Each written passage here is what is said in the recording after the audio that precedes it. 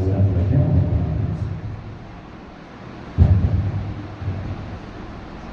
మమ్మల్ని పెంచు మా ఒక ప్రజలు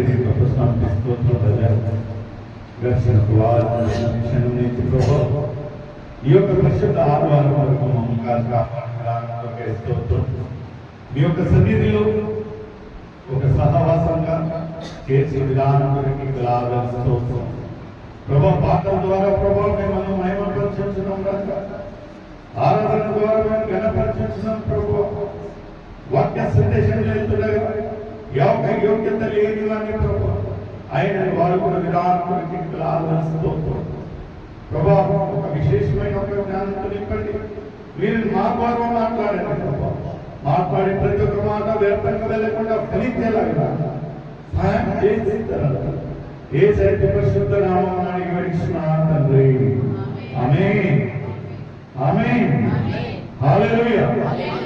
అయ్యగారు చెప్పిన రీతిగా మనము చాలా తక్కువగా ఉంటున్నాం అంటున్నారు. అయితే ఒక శ్రేష్టమైన మాట ఏమంటున్నారంటే యేసయ్య కోరేది గంపలు గుంపులు కాదు కదండి.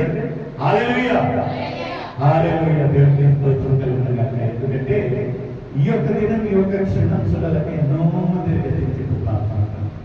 అయితే మనలో ఏం అవగాహన ఉంటున్నదో మనకైతే తెలియదు కానీ దేవుడు ఎంత చక్కగా మనల్ని కాచి కాపాడి ఇంతవరకు కాచి కాపాడిన విధానం కొరకే దేవుడు సరంతరం హల్లెలూయా దేవునికి స్తోత్రం కలుగునుగాక. ఈరోజు వాక్య సందేశము సామెతలు 23వ అధ్యాయము 18వ వచనము.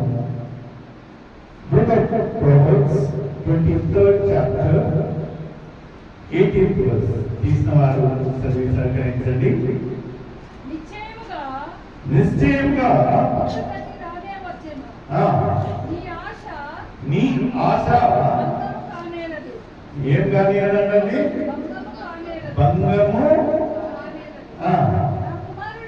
నా కుమారుడా జ్ఞానము తెచ్చుకును నీ హృదయమును యథార్థమైన ఒక త్రోవలందు. హల్లెలూయా. ఇక్కడ లేఖనాలు ఏమంటా ఉంటున్నాయంటే మన ఆశ. మనం ఇక్కడికి అందరూ ఆలయానికి వస్తారు, దేవుని యొక్క సన్నిధిలో వస్తారు, అందరూ ఎంత నిష్టగా ఎంత చక్కగా భయభక్తితో వస్తారు. ఎందుకనగా మనము ఎలాంటి ఒక దేవుణ్ణి సేవించే ఒక దేవుడు అంటే మన ఒక ఆశలను తృప్తిపరిచే దేవుడుగా. ఇక్కడ ఏది వచ్చినను ఏది అడిగినను దేవుడు అనుగ్రహిస్తాడు, ఒక సమాధానం దయచేస్తాడు. ఇక్కడ ఒక లేఖనాలలో స్పష్టంగా ఏమంటా ఉంటున్నారంటే మీ యొక్క ఆశలు భంగం కలగవు. అయితే మనము ఎలాంటి ఒక త్రోవలో నడవాలంటే ఎలాంటి ఒక త్రోవండి యథార్థమైన ఒక త్రోవ. దేవుడు చెప్పిన రీతిగా దేవుడికి ఆయాసకరంగా కాకుండా ఆయనకు హత్తుకుని జీవించినట్లయితే మన ఒక ఆశలు ఏవి భంగం కాదు. ఇంగ్లీష్ లో ఒక మాట ఏమంటా ఉంటున్నదంటే Dzire is the main cause of suffering అంటాం. మామూలుగా మనం ఎవరు దుఃఖించమండి. మనకు దుఃఖం ఎప్పుడు వస్తుందని చెప్పండి. దుఃఖం ఎప్పుడు వస్తుందండి? మనం ఏమన్నా అనుకోని అది జరగకపోతే బాధ. మామూలుగా సహజంగా ఎవరికి దుఃఖం రాదండి కదా. ఎందుకంటే యథావిధి మన ఒక పరిస్థితులు ఎలా ఉంటున్నాయి అలా జరుగుతా ఉన్నాయి అనుకోండి, మనకు పెద్దగా అనిపించదు. ఎందుకంటే సహజమైన ఒక జీవితాన్ని మనం జీవిస్తూ ఉంటాము. ఇందులో ఏం విశేషత ఉంటున్నది. అయితే మనము ఏం చేస్తామంటే కొన్ని విషయాలలో ఎక్కువగా ఆశపడతాం, ఎక్కువగా ఎక్స్పెక్టేషన్ పెట్టుకుంటాం కదా. మనం ఇలా పోయినప్పుడు ఇలా చూసుకోవాలి, వాళ్ళు ప్రేమించాలి, ఆదరించాలి, అవన్నీ ఒక ఆశతో వెళ్ళినప్పుడు వాళ్ళు మనకు ఏదో ఒక లోటు చేశారనుకోండి, అప్పుడు ఎక్కడ లేని ఒక దుఃఖం, ఎక్కడ లేని ఒక బాధ కలుగుతుంది. ఎందుకంటే అయితే మనము యేసయ్య యొక్క సన్నిధిలో మనము ఎలాంటి ఒక ఆశతో వచ్చినను మన యేసయ్య ఆ ఒక ఆశలను భంగం కలగనీయకుండా చూసుకునేవాడు. హల్లెలూయా, హల్లెలూయా. నిజంగా ప్రియమైన సోదరి సోదరుడా, మనము ఒక నిరీక్షణతో ఉన్నట్లయితే, విశ్వాసులుగా మనకు ఒక నిరీక్షణ ఏముండాలంటే, ఎలాంటి ఒక పరిస్థితులను స్థితిగతులను మార్చి దేవుని మనం సేవిస్తాం. హల్లెలూయా. నిజంగా అన్నగారు పోయిన వారం పిలిచారు, కుమార్ బ్రదర్ మీరు వాక్యానికి రావాల్సి వస్తుందంటే, అలా వచ్చే వారం చూద్దాము. పోయిన వారం నేను జూబ్లీ చర్చిలో ఉన్నాను. జూబ్లీ చర్చిలో ఉన్నప్పుడు అన్నగారు పర్వాలేదు వచ్చే వారానికి అన్న మీరు కలుసుకోండి అన్నారు. వచ్చే వారానికి అని కలుసుకున్నప్పుడు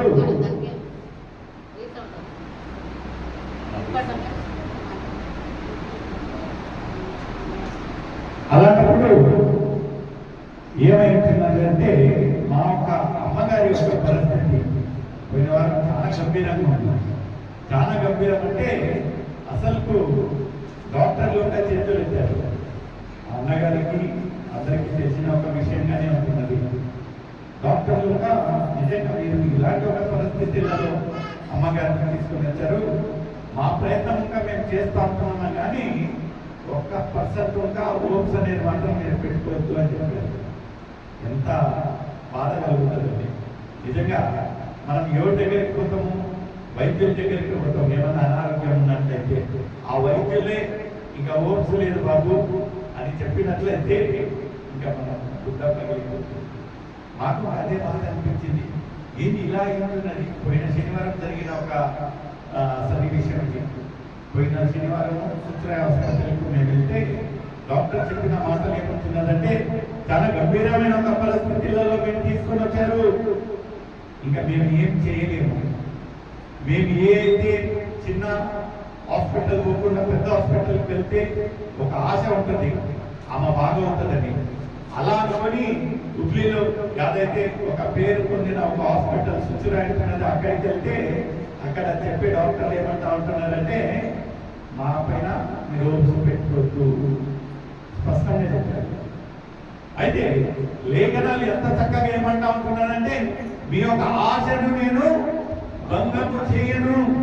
అదే జరిగాని సాక్ష్యంగా గడిచిన ఒక శనివారము ఏ డాక్టర్ అయితే ఏ ఒక్క నిరీక్షణ లేదు, ఏ ఒక్క ఓప్స్ లేదు, ఏ ఒక్క ఆశ లేదు, మా పైన మీరు ఓప్స్ పెట్టుకోవద్దు అని చెప్పిన ఒక డాక్టర్ గతించిన 2 రోజుల కిందట ఏమంటాడంటే, బాబు మీ అమ్మగారు హల్లెలూయా, హల్లెలూయా. అలాంటి ఒక గొప్ప దేవుని మనం సేవిస్తాం. ప్రియమైన సోదరి సోదరుడా, ఇక్కడ ఏముంటున్నది? యూదులకు రాసిన పత్రిక 12వ అధ్యాయము 2వ వచనం. ఎందుకంటే సహజంగా మనం ఏమనిపిస్తుందంటే, లోకరీతిగా ఉంటున్నాం కనుక మన ఒక ఆశలు, మన ఒక విశ్వాసము యేసయ్య పైన ఉండదండి. లోకరీతిగానే వెళ్తా ఉంటాం. ఆ డాక్టర్, ఆ హాస్పిటల్, ఇక్కడ వైద్యం, ఈ మెడిసిన్ అనుకుంటానే ఉంటున్నది. కానీ మన ఒక పరమ వైద్యుడు యేసయ్య దగ్గరికి మనం ఎప్పటికి వెళ్తామంటే, అందరూ చేతులు ఎత్తినప్పుడు ఎవరైతే మనం ఫస్ట్ వెళ్ళాలో ఆయన దగ్గరికి ఎప్పుడు వెళ్తామండి? లాస్ట్. ఇక్కడ ఏముంటున్నదండి? 12వ అధ్యాయం 2వ వచనం. మనము కూడా ప్రతి భారమును సులువుగా చిక్కుల పెట్టు పాపమును విడిచిపెట్టి విశ్వాసమునకు కర్తయు దాన్ని కొనసాగించు వాడునైనా యేసు వైపు చూచుచు. యేసు వైపు, ఎవరి వైపు చూడాలంటే యేసు వైపు చూడాలి. నిజంగా ఇలాంటి ఒక చిక్కులలో, ఇలాంటి ఒక అలజడిలో మన ఒక దృష్టి ఎక్కడ ఉండాలంటే యేసు వైపు చూడాలి. అయితే మనం ఆయన దగ్గరికి రావాలి. ఎందుకంటే చాలా సులువుగా తీసుకుంటాం. మన యేసయ్యనే కదా. అందరి చేతులు ఎత్తినప్పుడు ఎక్కడికి వెళ్ళము? చూడండి, ఆయనకిచ్చే ఒక ప్రాముఖ్యత, ఆయనకిచ్చే ఒక ప్రత్యేకత మనం ఇవ్వకపోయినట్లయితే చాలా బాధగా. ఆయనను ఈయన ఏమంటున్నాడంటే, నీ యొక్క ఆశ నేను భంగం కానీయను. ఇక్కడ ఒక ఇలాంటి ఒక అలజడి పరిస్థితులలో మనం ఉన్నట్లయితే మన ఒక దృష్టి ఎక్కడ ఉండాలంటే యేసయ్యను చూస్తాం. యేసయ్య ఎప్పటికీ త్రోసివేయడండి. ఆయన ఆశ కలిగిన ఒక ఆత్మలను తృప్తి కలిగించే ఒక దేవునిగా ఉంటున్నాడు. ఇక్కడ ఉంటే ఎంత చక్కగా ఏమంటా ఉంటున్నాడంటే మనము యేసయ్య వైపు తిరిగించాలి. ఎలా ఉంటున్నాడు? లోకరీతిగా కదా మనకు దృష్టి ఇలా అలా వెళ్తుంది, కానీ ఆర్ది క్రైస్ట్ సెంటర్ మన దృష్టికోణమంతా యేసయ్య దగ్గర. నిజంగా ప్రియమైన సోదరి సోదరులు, ఇక్కడ ఎంత చక్కగా చెప్తా ఉంటున్నాడు. ఎలాంటి ఒక పరిస్థితి ఉందనో మనం భయపడాల్సిన పనే లేదు. అయితే ఇక్కడ కీర్తనలు 118వ కీర్తన 8వ వచనం, the centre verse of the Bible. ఒక బైబిల్ మనం చూసినట్లయితే ఈ యొక్క బైబిల్ యొక్క సెంటర్ వర్స్, మధ్య వర్స్ ఏమంటున్నారంటే కీర్తనలు 118వ అధ్యాయం 8వ వచనం. ఎంత చక్కగా ఉంటుందని చెప్పండి. మనుషులను మనుషులను నమ్ముట కంటే యెహోవాను ఆశ్రయించుట మేలు. హల్లెలూయా. హల్లెలూయా. నేను కాదండి చెప్పేది, ఎన్నో మన ఒక పరిస్థితులు మారాయని చెప్పడం లేదండి. ఇక్కడ ఎవరు చెప్తా ఉంటున్నారండి? లేఖనాలు చెప్తా ఉంటున్నాయి, దేవుడు చెప్తా ఉంటున్నాడు. ఏమంటా ఉంటున్నారంటే మనుషులను నమ్ముట కంటే యెహోవాను ఆశ్రయించుట. యెహోవాను ఆశ్రయించుట. ఎలా ఉంటాడు? మనం ఎవరిని ఆశ్రయిస్తామనే ఒక ప్రశ్న నీకు నాకు. ఎవరిని ఆశ్రయిస్తాం? ఎందుకంటే మనుషులు ఎలా ఉంటున్నారంటే మనం అనుకూలంగా ఉన్నాం అనుకోండి, చాలా చక్కగా ఉంటారు, కావాల్సిన సహాయం అన్నీ చేస్తారు. కొంచెము మనకు వాళ్ళకు గిట్టలేదనుకోండి, వాళ్ళకు విశ్వరూపం కదా. సహజం. నేను ఇక్కడ నిజం మాట్లాడుతూ ఉంటానంటే నేను పెద్ద ఇదేం కాదు, సహజంగా